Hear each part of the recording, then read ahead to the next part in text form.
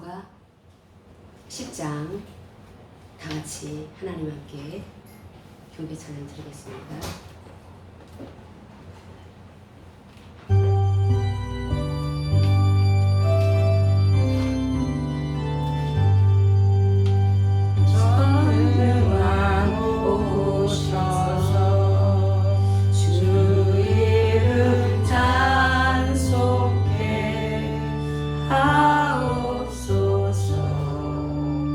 영광과 권능의 성부여 오셔서 우리를 다스려 주옵소서. 강생한 성자여 오셔서 기도를 들으소서. 택하신 백성들 옥내려 주시고 거룩한 마음을 주옵소서. 위유의 주 성령 오셔서 그 증거 주옵소서. 전능한 주시여 각 사람 안에서 떠나지 마시고 계시소서.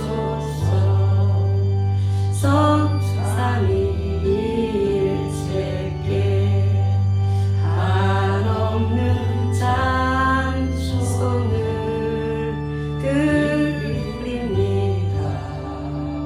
존귀한 주님을 영광 중 배웠고 영원히 모시게 하옵소서.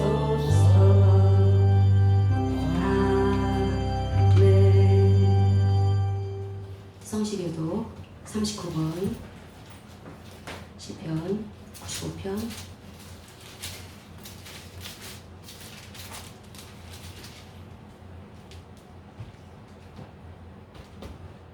시편 95편. 오라 우리가 여호와께 노래하며 우리의 구원의 반석을 향하여 즐거이 외치자. 우리가 감사함으로 그 앞에 나아가며 시를 지어 즐거이 그를 노래하자. 여호와는 크신 하나님이시오 모든 신들보다 크신 왕이시기 때문이로다. 땅의 깊은 곳이 그의 손안에 있으며 신들의 높은 곳도 그의 것이로다. 바다도 그의 것이라 그가 만드셨고 육지도 그의 손이 지으셨도다. 오라 우리가 굽혀 경배하며 우리를 지으신 여호와 앞에 무릎을 꿇자. 그는 우리의 하나님이시오 우리는 그가 기르시는 백성이며 그의 손이 돌보시는 양이기 때문이라. 아멘. 찬송가 80장 그리고 하나님의 임재 위에서 합심해서 기도하는 시간 갖겠습니다. 80장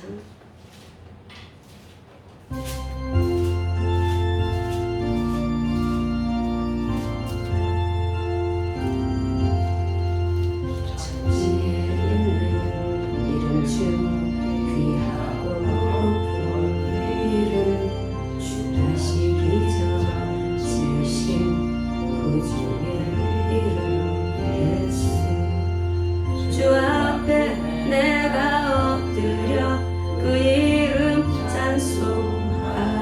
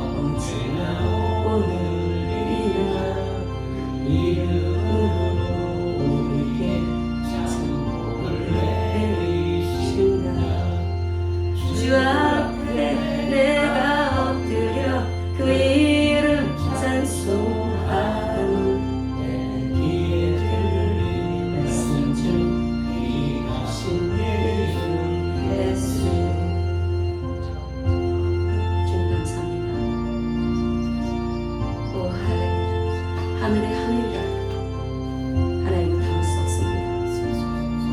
전지에 주와 같은 신이 없습니다.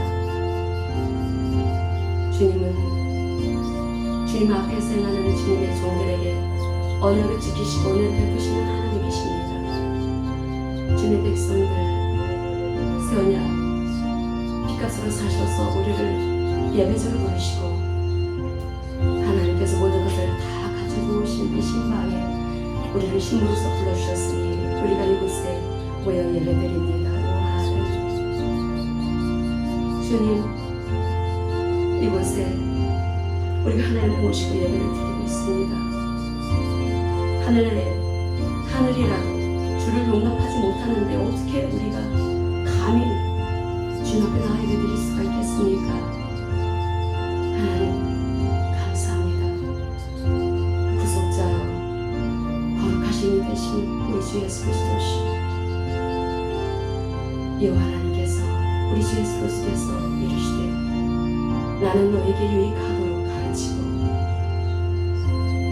네가 마땅히 행할 길로 인도하는 너희 하나님 여호와라 라고 말씀하셨으니 가르쳐주소서. 우리가 어떤 길을 가야 할지 어떤 길이 빛이 가득한 길이고 하나님의 인도 가운데 나가는 생명의 길이고 어떤 길이 나를 멸망시키는 길이고 나를 넘어뜨리는 길인지 우리는 모릅니다. 하나님 우리에게 가르쳐 주소서. 우리에게 유익하도록 가르쳐 주소서.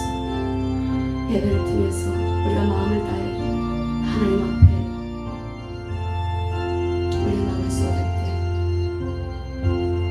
우리가 마땅히 행할 길이 어떤 길인지를 알 수 있도록 주의 성령께서 역사하여 주시고 하나님께서 우리에게 피값으로 사시고 우리에게 피의 언약을 가슴에 새겨주셨을 때 그 언약을 이 땅에 실천하며 살아가는 말씀의 증인들 된 우리 모두가 될 수 있도록 여시간 아버지 하나님 예배 속에서 역사하시는 하나님의 그 은혜를 모두 힘주는 시간 되게 도와주소서. 하늘에 있는 것이나 땅에 있는 것이 다 그리스도 안에서 통일됩니다. 그리스도 안에 모인 하나님의 백성들 이곳에 모여 예배드릴 때 아직 이곳에 도착하지 않은 거라면 제지하여 주시고 우리로 하나님의 말씀을 듣고 어떻게 살아가는 것이 내가 살 길이고 이 마지막 때를 승리하는 삶을 살아갈 수 있는 길인지 알 수 있도록 아버지 하나님 저들의 육신을 붙들어 십자가의 속에 귀히 녹아지게 하시고 오직 우리 집에 그 말씀만 우리 신앙에 채워지는 시간 되게 도와주소서. 이 예배를 통해서 우리 주님 영광 받아 주시옵소서. 모든 것을 우리를 위해서 죽으신 우리 주 예수 속에 의탁하며 우리 주 예수 그리스도 그 이름을 주신 신실하신 하나님 우리 주 예수 그리스도의 이름으로 기도드리옵나이다. 아멘.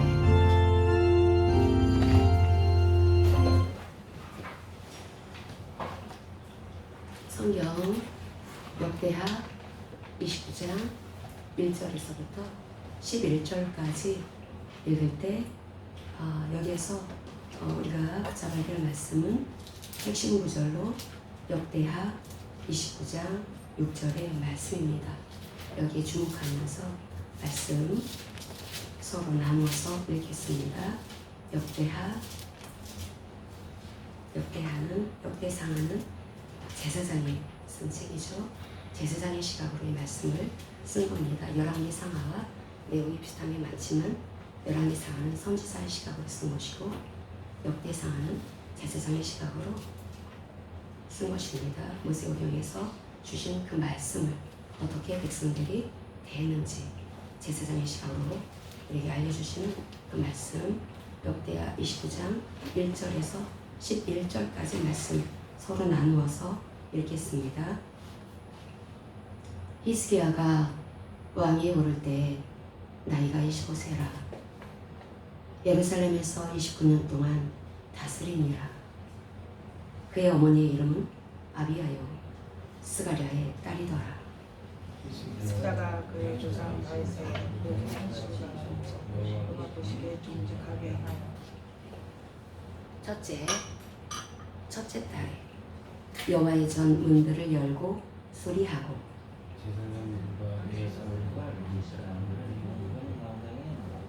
그들에게 이르되 레이 사람들아 내 말을 들으라.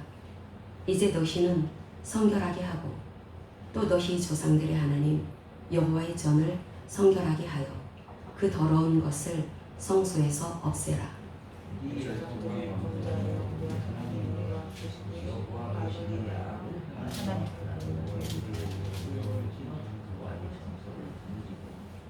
또 낭실문을 닫으며 등불을 끄고 성소에서 분향하지 아니하며 이스라엘의 하나님께 번제를 드리지 아니하므로 여호와께서 유다와 예루살렘을 진멸하시고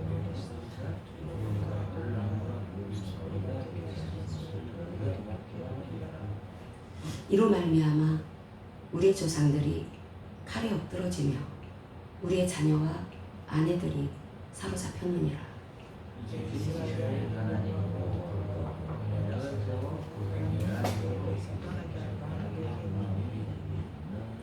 함께 읽겠습니다. 내 아들들아 이제는 게으르지 말라. 여호와께서 이미 너희를 택하사 그 앞에 서서 수종들어 그를 섬기며 분향하게 하셨느니라. 아멘.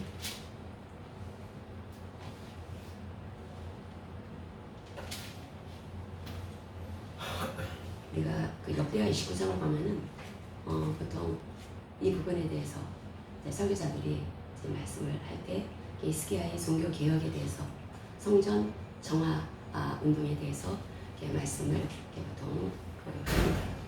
저는 말씀을 다른 시각으로 좀 더 높은 곳에서 바라보면서 성경을 전체를 함께 아우를 수 있는 한 줄기로 이 말씀을 보고자 합니다. 우리가 창세기 1장 28절에 보면은 하나님께서 당신의 형상으로 사람을 빚으시고 그들에게 복을 주사 세상을 다스리게 하셨다라는 말씀이 나오죠. 그때 복을 주사라고 하는 단어가 그 바라크라는 단어입니다. 복을 우리가 좋아하죠. 이 바라크라고 하는 이 단어는 히브리어는 이 복을 주다라는 축복하다라는 뜻도 있지만 또 무릎을 꿇다, 예비하다라는 의미도 가지고 있습니다. 이 의미가 중요하다고 예전에 말씀드렸죠. 이 바라크라고 하는 단어는 축복하다라는 단어인데 그 전제가 무릎을 꿇어야 된다라는 것입니다. 하나님 앞에 무릎을 꿇어야 합니다. 우리가 성시교도 시편 95편의 말씀을 읽었지만 그 말씀에서도 우리가 무릎을 꿇어야 되는 이유, 우리가 섬기는 하나님은 창조주이시기 때문에 구속주 하나님이시기 때문에 우리는 마땅히 무릎을 꿇어야 합니다. 이게 다윗의 고백입니다. 우리가 시편 95편 같이 읽겠습니다. 시편 95편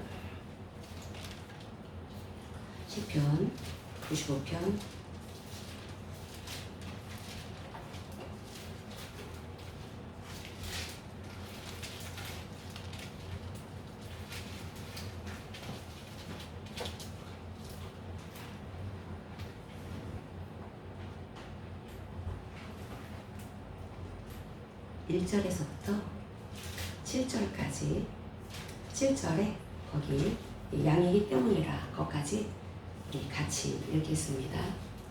오라 우리가 여호와께 노래하며 우리의 구원의 반석을 향하여 즐거이 외치자. 우리가 감사함으로 그 앞에 나아가며 시를 지어 즐거이 그를 노래하자. 여호와는 크신 하나님이시요 모든 신들보다 크신 왕이시기 때문이로다. 땅의 깊은 곳이 그의 손안에 있으며 산들의 높은 곳도 그의 것이로다. 바다도 그의 것이라. 그가 만드셨고 육지도 그의 손이 지으셨도다. 오라 우리가 굽혀 경배하며 우리를 지으신 여호와 앞에 무릎을 꿇자. 그는 우리의 하나님이시요 우리는 그가 기르시는 백성이며 그의 손이 돌보시는 양이기 때문이라. 아멘. 나에게 잘해주셨기 때문에, 내 기도가 응답되어졌기 때문에, 내 소원이 성취되어졌기 때문에 그래서 무릎을 꿇으라는 것이 아니라, 그분은 창조주 하나님이시기 때문에 우리는 마땅히 무릎을 꿇어야 합니다. 그분은 찬양받으시기 합당한, 경배받으시기 합당한, 우리는 감히 그 앞에 설 수가 없을 하나님 피조물에 지나지 않죠. 그 하나님은 창조주이시기 때문에 우리가 마땅히 무릎을 꿇고 경배해 드려야 합니다. 예배 드려야 되죠. 창세기 1장 28절에 하나님께서 그 같은 복 주신다라는 말씀을 주셨고, 그리고 하나님 앞에 마땅히 아담과 하와는 하나님을 경배하고 찬양하며 살아가야 합니다. 그런데 하나님이 그 말씀 하나 딱 주시죠. 선악을 알게 하는 나무의 열매를 따먹지 말라. 정녕 죽으리라. 오는 날에는. 그런데 그걸 따먹게 됩니다. 죄를 지게 됐죠.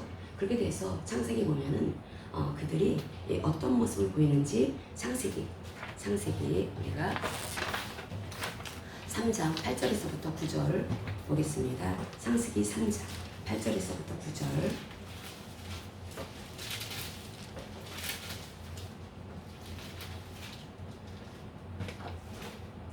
같이 읽겠습니다. 그들이 그날 바람이 불 때 동산에 거니시는 여호와 하나님의 소리를 듣고 아담과 그의 아내가 여호와 하나님의 낯을 피하여 동산 나무 사이에 숨은지라. 여호와 하나님이 아담을 부르시며 그에게 이르시되 네가 어디 있느냐. 아멘. 우리가 여기에 주목해 봅니다. 낯을 피했다. 죄가 이 땅에 들어오기 전에, 인간이 죄를 짓기 전에 사람들은 하나님과 막힘없이 교제했습니다. 하나님을 찬양하고 하나님을 경배하고 하나님의 얼굴을 항상 보았죠. 하나님의 얼굴이라고 하는 것은 하나님이 우리와 같은 육신을 가지고 있기 때문에 얼굴이 있다라는 의미라기보다는 하나님의 얼굴은 하나님의 영광을 상징하고 하나님의 그 보호, 우리에게 은혜를 끼치시고 은혜를 주시고 보호해 주시고 축복해 주시고 평강 가운데 인도해 주시는 그것을 얼굴에 이게 함축해서, 그래서 하나님의 얼굴 구하라 라고 하는 것은 우리가 은혜를 구하고 축복을 구하고 평강을 구하고 하나님의 보호를 구한다 라는 의미를 가지고 있습니다. 그래서 그런데 그 하나님의 그 얼굴을 보면서 그 아담과 하와는 항상 하나님의 보호 안에 있었다라는 거죠. 그것은 완벽한 축복의 동산, 기쁨의 동산, 에덴 동산이었습니다. 그런데 하나님이 따먹지 말라는 나무의 열매를 따먹죠. 하나님의 말씀을 불순종하게 됩니다. 이게 불신앙한 거죠. 하나님을 불신앙하고, 그래서 하나님의 말씀을 불순종하게 되었을 때 그들에게 어떤 모습이 나타나냐면 하나님의 얼굴을 피하기 시작합니다. 하나님의 얼굴을 피합니다. 그게 인간이 죄를 지었을 때, 영이 죽은 상태가 되었을 때 사람의 모습이 되었다는 거죠. 하나님의 얼굴을 피합니다. 하나님 얼굴 앞에 살아야 하는데 하나님의 은혜 없이 살 수 없습니다. 사람은 피조물이기 때문에. 우리 물고기가 물 떠나 살 수 없듯이 사람은 하나님 떠나 살 수 없게 그렇게 빚어졌습니다. 그렇게 창조의 원리입니다. 그런데 하나님이 떠나셨습니다. 하나님이 떠나셨으면 하나님 앞에 계속 하나님 제가 잘못했습니다 하면서 다 가야 되는데 사람이 하나님을 피합니다. 얼굴을 피합니다. 피하고, 그리고 하나님이 뭘 하시냐면은 하나님이 말씀하실 때 피하죠. 그리고 하나님이 네가 어디 있느냐라고 말씀을 하십니다. 이 네가 어디 있느냐, 이게 하나님이 아담을 부르시며 할 때 이 부르시다라고 하는 이 단어가 큰 소리로 부르셨다, 카라라는 단어를 씁니다. 큰 소리로 외치듯 네가 지금 어디 있어 하면서 크게 부르실 것입니다. 그 의미는 또 소환하다라는 뜻입니다. 너 거기 있으면 안 돼. 너 내 얼굴 이렇게 피하면 안 돼. 너희들은 내 얼굴을 떠나서 살 수 없게 빚어졌어. 내 얼굴 피하면 안 된다. 하나님이 소환하신다는 거죠. 불러들이시는 것입니다. 이 말씀은 회개의 자리로 하나님께서는 불러들이시는 것입니다. 근데 사람은 알 수가 없죠. 거부합니다. 하나님께서 가죽옷을 지어 입히시고, 그리고 하나님은 하나님의 형상으로 지어진 그 사람을 계속 만나고 싶으셔서 그 짝사랑하시기 시작합니다. 사람을 너무너무 만나고 싶어가지고 만나고 싶으셔서 에덴 동산에서 쫓아내시기 전에 가죽옷을 지어 입히시죠. 가죽옷을 지어서 입히신 것은 이제 너희들이 나를 만나기 위해서는 피제사를 드려야 된다. 피예배를 드려야 된다. 결국은 하나님께서는 성경 66권은 계속 예배에 대한 말씀을 하고 있습니다. 창세기 3장에서부터 예배는 전쟁이다 라는 말씀을 우리에게 들려주고 있죠. 예배는 전쟁입니다. 창세기 4장 죄를 지은 인간 이제 에덴 동산에서 살 수 없게 되었습니다. 하나님 얼굴 앞에 살 수 없게 되었습니다. 쫓겨났습니다. 그런데 하나님은 그 인간들을 너무 애처로워서 하나님께서는 가죽옷을 지어 입게 하시고 하나님 앞에 나아가기 위해서는 너희들 피예배 드려야 돼. 그래서 하나님께서는 그 피예배를 드리기에 이제 말씀을 하시고 충분히 아담은 들을 수 있었습니다. 그게 어떤 의미인지 알았다라는 거죠. 아담은 보통 사람이 아니었습니다. 하나님의 형상으로 지어진 우리의 이 보통의 이 머리하고는 철이 다른 사람입니다. 그런데 창세기 4장에 어떤 일이 벌어집니까? 아벨과 가인이 아벨을 죽이죠. 바로 예배 때문에 벌어진 일입니다. 그로부터 세월이 흐르고 그래서 이제 요한계시록이 이제 그 말씀이 나오는데 이 가인의 예배 이제 이 성경에는 아벨의 흐름을 따르는 피예배를 드리는 자와 가인의 흐름을 따르는 육신적인 예배. 내가 이렇게 했으면 됐잖아. 육신이 내 마음이 이 정도면 됐지. 자기 만족적인 예배. 내가 하나님한테 이렇게 하면 됐잖아. 그럼 하나님 당연히 들어주셔야지. 이렇게 창세기 4장에서부터는 이 아벨의 흐름을 따르는 예배자들, 가인의 흐름을 따르는 예배자들 이 사이에 엄청난 그러한 이 각축전이 이제 벌어지게 되는데 그런데 가인의 흐름을 따르는 이 예배자들이 결국은 마지막 때 짐승에게 경배하는 자들이다 라는 말씀을 하죠. 이게 요한계시록 13장 8절 같이 읽겠습니다. 요한계시록 13장 8절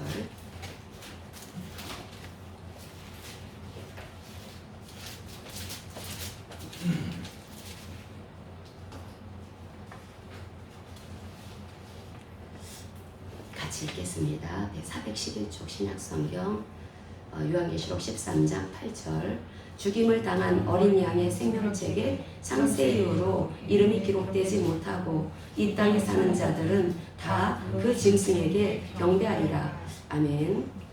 하나님께서 가르쳐 주신 그 피의 예배, 예수 그리스도를 통한 예배, 이 예배를 드리지 않은 사람들, 그런 사람들은 다 짐승에게 경배한다 라고 말씀을 합니다. 이 짐승에게 경배한다 라고 하는 게 어떤 의미일까? 우리가 오늘 예배는 전쟁이다. 예배라고 하는 것은 바로 내 마음 안에서 우러나와서 예배를 드리는 것인데 하나님께서는 우리 마음에서 우러나와서 하나님께 감사하는 마음으로 하나님을 경배하는 마음으로 이렇게 예배를 드려라 라고 말씀을 하죠. 그런데 이게 우러나지 않고 형식으로도 얼마든지 할 수 있다는 것입니다. 가장된 예배, 내 마음을 얼마든지 구성해서 보일 수 있습니다. 오늘 교회 안에 얼마나 가장된 예배를 드리는 사람들이 넘쳐나고 있으니까 하나님 속일 수가 없죠. 우리가 이때 우리는 하나님을 위해서 예배를 드려야 될 것인가? 하나님을 향해서 예배를 드려야 될 것인가? 나를 위해서 예배를 드려야 되는가? 나의 육신의 수용을 위해서 예배를 드려야 되는가? 심각하게 나는 지금 어떻게 예배를 드리고 있는지 진지하게 자신의 그 속마음을 살펴봐야 합니다. 우리의 숨은 동기. 하나님은 사람의 중심을 보시죠. 겉모습을 보시는 하나님이 아닙니다. 하나님은 중심을 보시는 하나님이십니다. 그 중심은 바로 우리 마음의 숨은 동기를 말합니다. 내 마음의 동기가 과연 하나님이 너무 감사해서 하나님이 너무 좋아서 그렇게 다윗처럼 그렇게 예배를 드리는지 아니면 내 상황에서 내가 원하는 것이 이루어졌기 때문에 그래서 감사해서 하나님을 좋다고 하는지 그렇지 않으면 뭐야 하나님 내가 원하는 걸 왜 안 이루어주셨어 그래서 내가 지금 나도 모르는 사이에 나도 속아가지고 지금 가인의 그 계열에서 예배를 그렇게 가장된 예배를 드리고 있는지 우리 그것을 면밀하게 살펴야 될 그런 시즌 속에 들어와 있습니다. 하나님께서 말씀하십니다. 건진받을 자들이 적다라고 말씀을 하십니다. 극소수다라고 말씀하십니다. 노아의 때 건진받은 자들은 8명밖에 없었습니다. 롯의 때 그때 그 롯의 소돔과 고모라 성에 살던 사람들이 굉장히 많았죠. 그 당시에 최고의 번영한 도시였기 때문에 사람들이 많이 몰려 살았습니다. 거기에서 건진된 사람은 롯 롯 때문에 그 가족들이 이제 살아남았지만 그 사람들밖에 없었습니다. 이 마지막 때도 그렇게 될 것이다. 베드로서에서 분명하게 우리에게 알려줍니다. 그래서 우리가 깨어 있어야 합니다. 우리 하나님께서 하나님의 얼굴을 우리에게 계속 비춰주시기를 원하십니다. 그런데 이 세상은 죄로 가득하고 악한 마귀가 지배하고 있기 때문에 우리가 그 하나님의 얼굴을 보기 위해서는 이제는 우리 에덴 동산에서 사는 것이 아닙니다. 우리는 마귀가 지배하는 이 세상에서 살고 있습니다. 그렇기 때문에 우리는 이제 창세기 4장 이후부터는 하나님이 정하신 그 방법을 따라야 된다는 거죠. 그게 바로 피예배였던 것입니다. 피제사인 것입니다. 하나님께서 이 출애굽기에 보면은 하나님을 이 예배, 이 피예배를 드리게 하시기 위해서 이 이집트에서 노예살이라는 아브라함의 후손된 이스라엘 백성들을 끌어내셔서 시내산에서 언약을 맺으십니다. 언약을 맺으시는데 그 언약을 맺으시면서 율법을 주시는데 율법의 핵심이 바로 십계명이죠. 이 십계명을 들려주실 때 그때 어떤 말씀을 하시냐면은 여러분 십계명 제1계명 암송하고 계십니까? 십계명 우리가 제1계명 한번 찾아서 함께 읽겠습니다. 두 군데 나오는데 우리 한 군데 찾아서 읽겠습니다. 출애굽기 20장 3절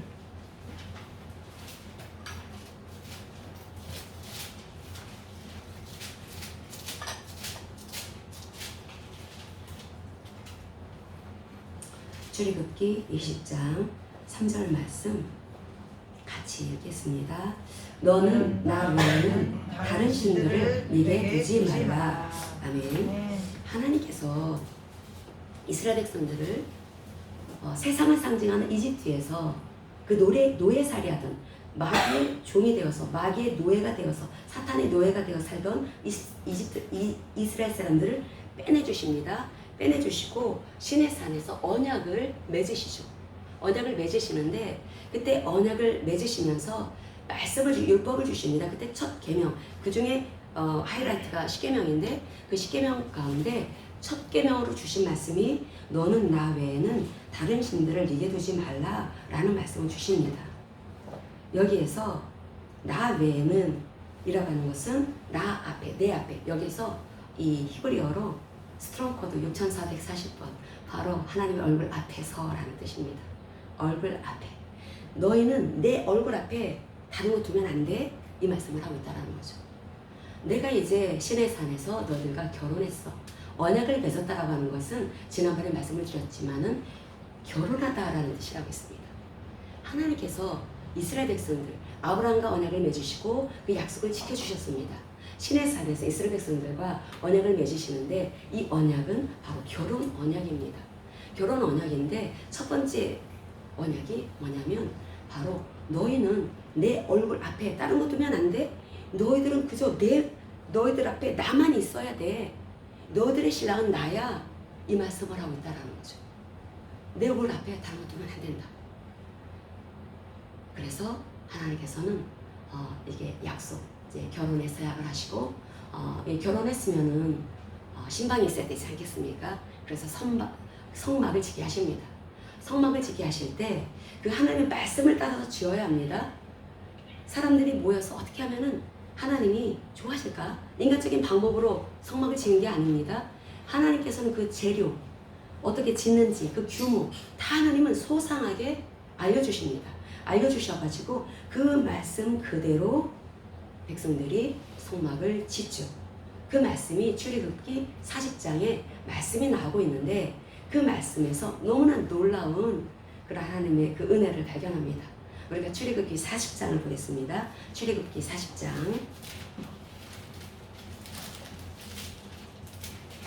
출애굽기 40장 17절에서부터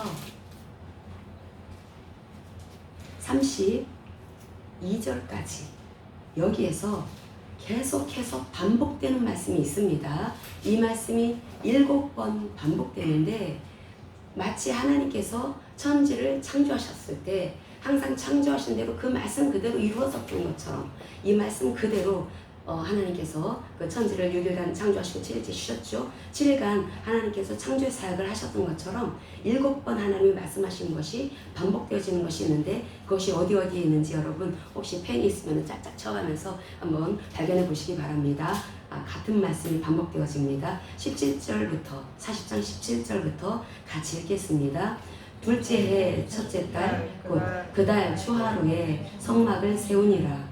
모세가 성막을 세우되 그 받침들을 놓고 그 널판들을 세우고 그 띠를 띄우고 그 기둥들을 세우고 또 성막 위에 막을 펴고 그 위에 덮개를 덮으니 여호와께서 모세에게 명령하신 대로 되니라. 그는 또 증거판을 궤 속에 넣고 채를 꿰 궤에 깨고 속죄소를 궤 위에 두고 또 그 궤를 성막에 들여놓고 가리개 휘장을 늘어뜨려 그 증거궤를 가리니 여호와께서 모세에게 명령하신 대로 되니라. 그는 또 회막 안 곧 성막 북쪽으로 휘장 밖에 상을 놓고 또 여호와 앞 그 상 위에 떡을 진설하니 여호와께서 모세에게 명령하신 대로 되니라. 그는 또 회막 안 곧 성막 남쪽에 등잔대를 놓아 상과 마주하게 하고 또 여호와 앞에 등잔대에 불을 켜니 여호와께서 모세에게 명령하신 대로 되니라. 그가 또 금향단을 회막 안 휘장 앞에 두고 그 위에 향기로운 향을 사르니 여호와께서 모세에게 명령하신 대로 되니라. 그는 또 성막문에 휘장을 달고 또 회막의 성막문 앞에 번제단을 두고 번제와 소제를 그 위에 드리니 여호와께서 모세에게 명령하신 대로 되니라. 그는 또 물두멍을 회막과 제단 사이에 두고 거기 씻을 물을 담으니라. 모세와 아론과 그 아들들이 거기서 수족을 씻되 그들이 회막에 들어갈 때와 제단에 가까이 갈 때 씻었으니 여호와께서 모세에게 명령하신 대로 되니라.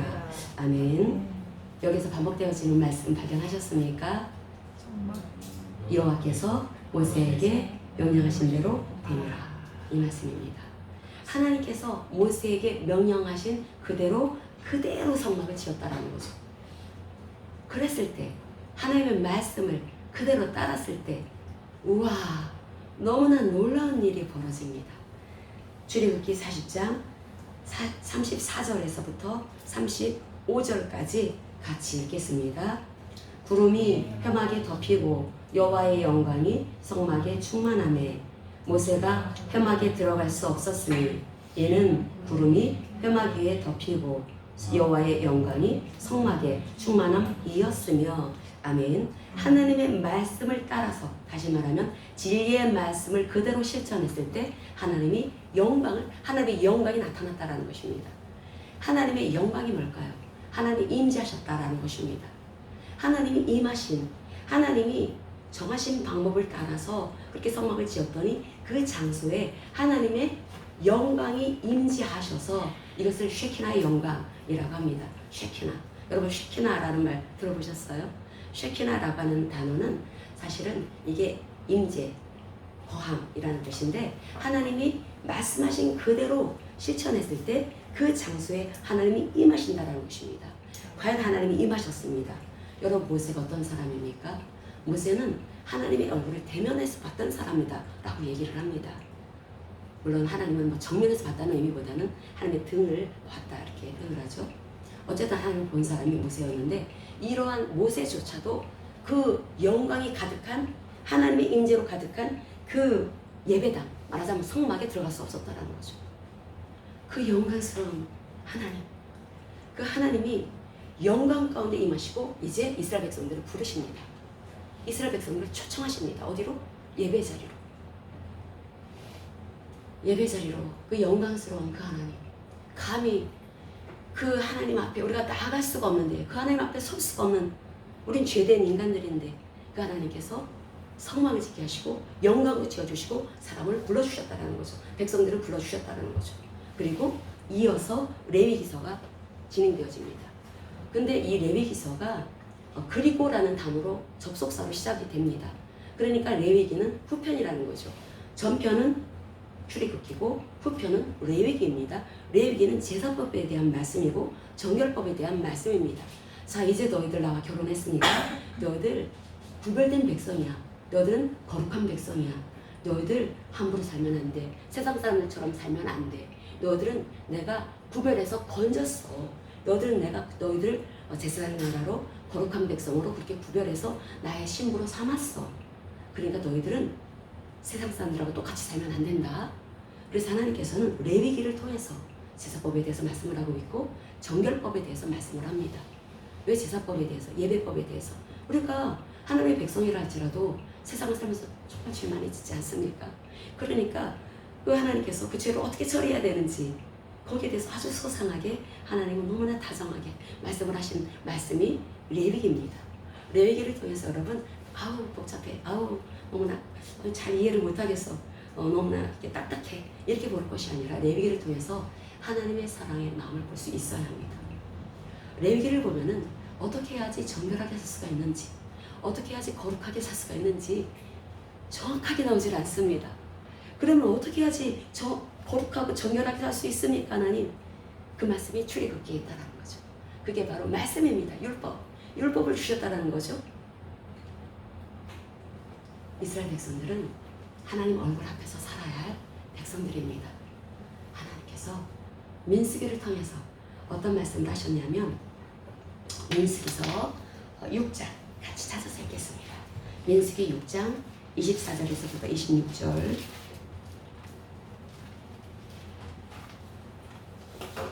하나님의 얼굴, 바로 하나님의 은혜, 하나님의 보호하심, 하나님의 축복, 하나님의 평강. 이 평강은 세상이 주지 못하는 평강이라고 했습니다.